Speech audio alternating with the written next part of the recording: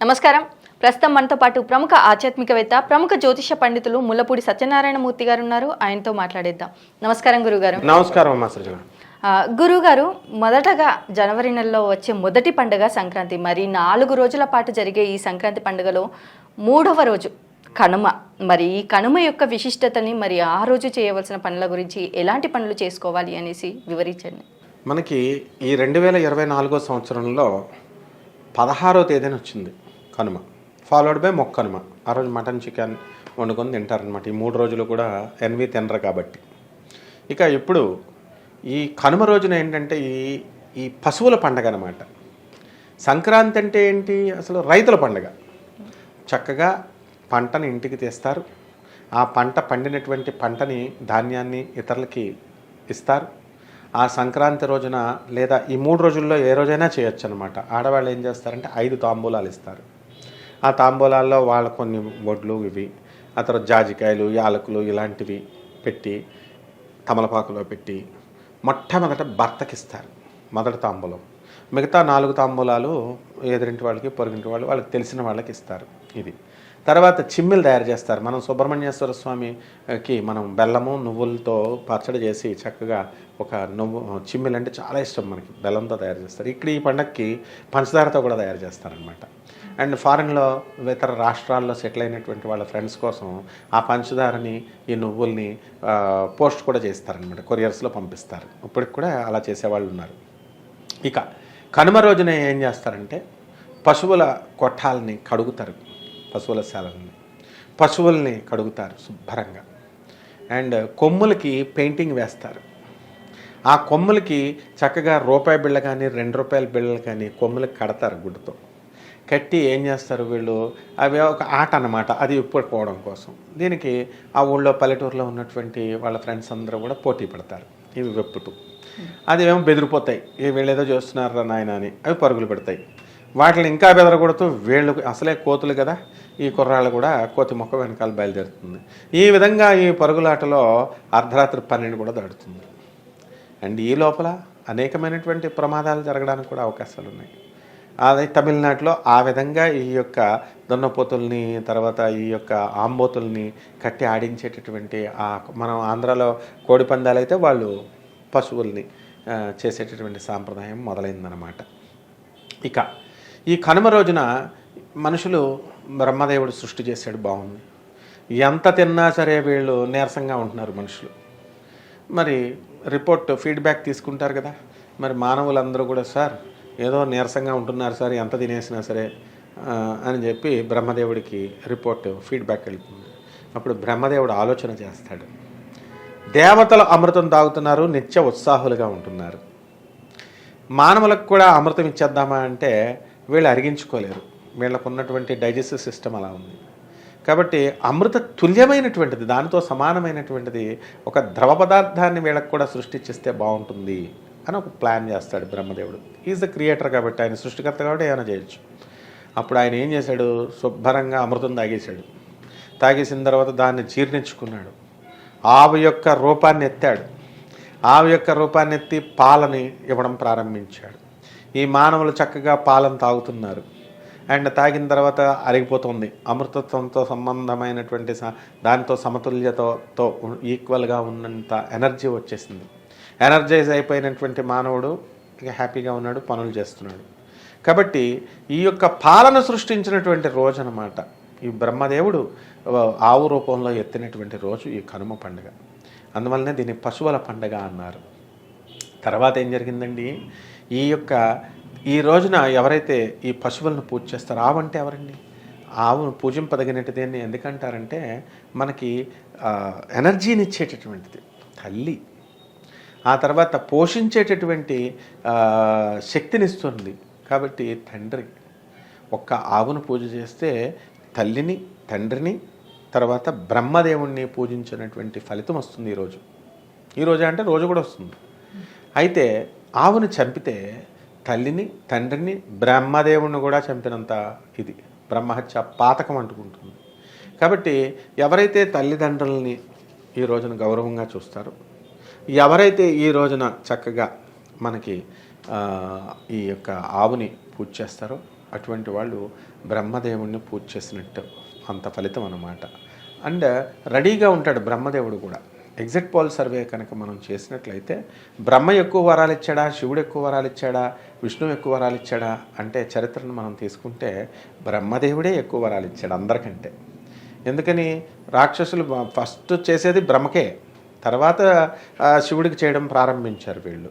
కాబట్టి మనకి ఈ బ్రహ్మదేవుడికి మరి ఈ భూలోకంలో పూజలు లేవు అన్నారు. పూజలు లేవు కాదు, పూజలు పూజించరు. ఎందువల్ల నీ వల్ల ఉపయోగం లేదు, నువ్వు పాపులారిటీని కోల్పోయావు, శివుడి శాపం అన్నమాట. నువ్వు అబద్ధాలు చెప్పావు కాబట్టి నువ్వు పరపతి కోల్పోయావు. ఈయనన్య జోట మాటలు మాట్లాడతాడని చెప్పి బ్రహ్మదేవుడిని లెక్క చెయ్యరు అన్న ఉద్దేశంతోనే తప్ప బ్రహ్మదేవుని పూజించకూడదని ఆయన చెప్పలే. ఈ రోజున కనుమ రోజున ఆయన స్పెషల్గా పూజింపబడతాడనమాట. కాబట్టి ఈ రోజున కనుమ రోజున చక్కగా మనము ఈ యొక్క ధాన్యాన్ని పంచడం, ఇతరులకు తెలిసిన వాళ్ళకి అందరికీ కూడా పిండి వంటలు మనం వండుకోవడం, కొత్త బట్టలు కట్టుకోవడం, పశువుల దగ్గర పశువులు మనకి పాడి పంటలు అంటాం. పంటలు తర్వాత ముందు పాడి, ఆవులు పాడినిస్తాయి, పాలనిస్తాయి.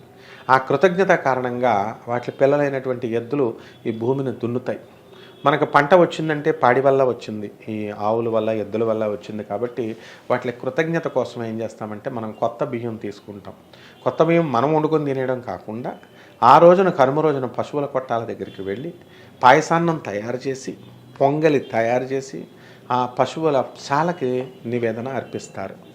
ఆ విధంగా ఈ యొక్క కనుమ రోజునంతా కూడా పశువుల్ని రకరకాల డెకరేటివ్గా తయారు చేసి వీటిలన్నింటినీ వదిలేస్తారు.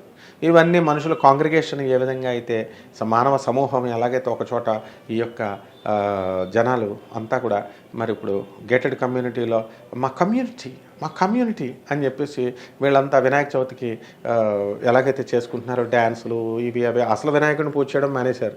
రోజుకొక డ్యాన్సులు ఇవి వీళ్ళు విందు వినోద కార్యక్రమాలు ఎక్కువైపోయినాయి. Sorry to say like that, but this the fact. ఆ విధంగా ఈ పశువులకు కూడా చక్కగా అక్కడికి వెళ్ళిపోయి అంతా ఒక చోట వస్తాయి. ఆ తర్వాత మళ్ళీ వాటిలంతటికి అవే ఇంటికి ఇళ్ళకి తిరిగి వచ్చేస్తాయి. అప్పుడు లక్ష్మీదేవే తిరిగి వచ్చింది అన్నంత ఆనందంతో ఎవరి పశువులు వాళ్ళని ఆ రోజున ఎంతో గౌరవంగా ప్రేమగా పశువుల శాలలో కట్టుకుంటారు. ఈ విధంగా ఆయుధ పూజ మనం ఎవరైతే వాహనాల పూజలు మనకి దసరాలో ఎలాగైతే చేసుకుంటామో మరి ఆ విధంగా మన యొక్క వాహనాల్ని అంటే పశువులకి మనం నాగలి, ట్రాక్టర్లు, ఈ అగ్రికల్చర్లకు సంబంధించినటువంటి పరికరాలు అయితే ఏవైతే ఉన్నాయో మనం పొలాల్లో వాటిలన్నిటిని కూడా మనం అలంకరిస్తాం. డెకరేషన్ పసుపు కుంకుమతో బొట్లు పెట్టడం చక్కగా చేసి మనం ఇవన్నీ కూడా మనం పూజ చేస్తాం అన్నమాట. ఈ విధంగా కమ్యూనల్ హార్మోనీని తీసుకొచ్చేటటువంటి పశువుల్లో కమ్యూనల్ హార్మోనీని ఐక్యత ఎప్పుడు మానవుల కంటే పశువులకే ఎక్కువ ఉంటుంది ఐక్యత. ఒక కాకి చచ్చిపోతే 10 కాకులు వచ్చి ఇచ్చేస్తాయి. ఆ తర్వాత మానవుడికి కాకికి లింక్ ఉంది. ఈ యొక్క ఉత్తరాయణ కాలంలో ఏమవుతుందో తెలుసా, మనిషి కాకిలాగా మారతాడు, కాకి మనిషిలాగా మారతాడు. ఎలా అంటే మనకి వర్ష ఋతువు, ఆ తర్వాత హేమంత ఋతువు, శరదృతువు, ఈ 3 ఋతువుల్లో మానవుడు బ్రహ్మాండంగా ఉంటాడు. ఓకే, తర్వాత ఈ ఉత్తరాయణ కాలం వచ్చిన తర్వాత చలి ఎక్కువ అవుతుంది, మనం రూపం మారిపోతుంది మనకి. ఆ సమయంలో కాకులు మంచి ఏపుగా తయారవుతాయి. హేమంత ఋతువు వీటిల్లో మంచి నున్నగా తయారవుతాయి, బొగ్గలు వస్తాయి కాకులకి, చక్కగా షైనింగ్. ఈ కోకిల కాకులకు ఎస్పెషల్లీ చూసినప్పుడు. ఆ తర్వాత ఎప్పుడైతే సూర్యుడు మకర రాశిలోకి వచ్చాడో అవి బూడిద రంగులోకి వచ్చేస్తాయి. మీరు అబ్జర్వ్ చేయొచ్చు కాకుల్ని. దానికి అవేమో పాడైపోతాయి. అక్కడి నుంచి మానవుడు మంచిగా తయారవుతాడు. అంటే కాకులు మంచిగా లేనటువంటి వర్ష ఆశ్వీయజ హేమంత ఋతువుల్లో కాకులు బాగున్న టైంలో మనుషులు బాగుండరు. తర్వాత బ్లాక్గా నునుపుగా వస్తాయి అవి. ఆ తర్వాత ఈ సూర్యుడు మకర రాశిలోకి వచ్చిన తర్వాత అవేమో బూడిద రంగులోకి వచ్చి మనం ఎలాగైతే చిక్కుపోయి శరీరం అంతా కృషించిపోయి నశించిపోయినట్లు మనం అయిపోతామో అవి అలా తయారవుతాయి. ఏకలవన్నీ ఊడిపోవడం ఇవన్నీ కూడా బూడిద కలర్లోకి వచ్చేసి రేణింపు లేని విధంగా ఉంటుందన్నమాట. అలాగే మనం కూడా మనమేమో రేణింపు పుంజుకుంటాం. కాబట్టి కాకులు మనుషులు కాకులుగా మారేటటువంటి సమయం. అంటే ఈ సమయంలో ఈ మకర సంక్రాంతికి కాకుల్లాగా మనకు బుద్ధి వస్తుంది అని అన్నమాట. కాకి ఏమంటుంది, కావు కావు అని అరుస్తుంది. అంటే ఈ పెళ్ళాం నీది కాదు, ఈ ఇల్లు నీది కావు ఈ డబ్బులు నీవు కాదు, ఈ బ్యాంక్ బ్యాలెన్సులు నీవు కావు, ఈ పిల్లలు నీవు కావు, అన్నీ వదిలేసేసి నువ్వు నీ ఆత్మతో వెళ్ళిపోవాలని నువ్వు చేసిన పుణ్యం పాపమే నీకు వస్తుంది అని అలర్ట్గా ఎవ్రీ సెకండు మనకి గుర్తు చేసేటటువంటి పక్షి కాకి మాత్రమే. అందువల్లనే కాకి చిరకాలం బతుకుతుంది, ఒంటి కన్నుతో చూస్తుంది, ప్రేతాత్మలను చూస్తుంది. మరి అదేవిధంగా ఏ మానవుడికి ఆ బుద్ధి వస్తుందన్నమాట. ఈ ఉత్తరాయణ కాలంలో వచ్చినప్పుడు మనం శుభకార్యాలు, వివాహాలు, ఇవన్నీ కూడా ఈ గృహప్రవేశాలు, వివాహాలు, ఈ శుభకార్యాలన్నీ కూడా మనం ఈ యొక్క ఉత్తరాయణ కాలంలోనే మనం చేస్తాం. ఆ విధంగా మానవుడు గొప్పగా ఎదిగేటటువంటి మహర్దశ పండుగ, మహాదశ పండుగ ఈ కనుమ. అండ్ దాని తర్వాత ఫాలో అయ్యేదే ముక్కనుమ. మరి 3 రోజులు వెజిటేరియన్ ఫుడ్తో ఉన్నారు కాబట్టి మరి నాన్ వెజిటేరియన్ తినాలి అనేటటువంటి వాళ్ళందరూ కూడా ముక్కనుమ రోజున కోళ్ళని, మేకల్ని కోసి బంధుమిత్రులందరూ కూడా ఎంజాయ్ చేసేటటువంటిది నెక్స్ట్ 4th డే పండుగ అనమాట. So it is a lengthy పండుగ, పెద్ద పండుగ, celebrated for more number of days then any number. And enjoyment పండుగ. ఇప్పుడు దసరా 9 రోజులు వస్తుంది, 10వ రోజున మాత్రమే ఎంజాయ్ చేస్తారు. అండ్ దీపావళి 3 రోజులు వస్తుంది, నాగుల చవితి, దీపావళి ఏదో సంథింగ్ అలా. ఈ పండుగల్లో ఎంజాయ్మెంట్ ఒకరోజే. బట్ ఇది పెద్ద పండుగ అని ఎందుకన్నారంటే everyday is an enjoyment day. So ప్రతిరోజు అనుభవించే, అందుకే భోగితో స్టార్ట్ అయ్యి భోగాల పండుగ అన్నాం. అండ్ నెక్స్ట్ ఏంటంటే ఈ యొక్క డే పెద్దల పండుగ. అంటే మనకు తెలంగాణలో పెద్దల పండుగ అని మనము పితరుల అమావాస్య అని పితృలకి స్వయం పాకాలు వేయించుకుంటాం. ఈ పండుగ టైంలో, ఈ సంక్రాంతిలో ముఖ్యంగా ఆంధ్ర అండ్ తమిళనాడులో పెద్దలకి నైవేద్యాలు పెట్టలేనటువంటి వాళ్ళు, తెలిసినటువంటి వాళ్ళకి, ఆ ఏజ్ గ్రూప్లో ఉన్నటువంటి వాళ్ళకి పంచులు అవి బట్టలు పెడతారు.